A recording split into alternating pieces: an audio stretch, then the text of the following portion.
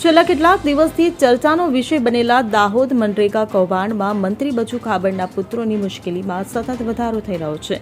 એક કેસમાં જામીન મળ્યા બાદ બીજા કેસમાં તેમના નાના પુત્રની ધરપકડ કરવામાં આવી હતી અને હાલ તે રિમાન્ડ પર જ છે.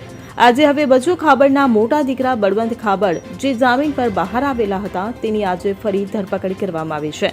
જિલ્લા ગ્રામ વિકાસ એજન્સીએ ભાણપુર ગામે મનરેગા યોજના હેઠળ 33 લાખ રૂપિયાના કૌભાંડની ફરિયાદ નોંધાવી છે, જેમાં બળવંત ખાબડની માલિકીની રાજ ટ્રેડર્સ એજન્સી પર ગેરરીતિના ગંભીર આરોપો લાગ્યા છે.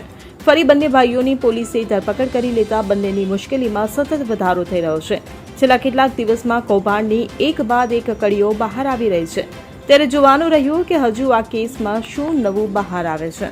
Bureau report CN24 news. હવે જુઓ દેશ દુનિયાની તમામ ખબરો તમારી આંગળીના ટેરવે.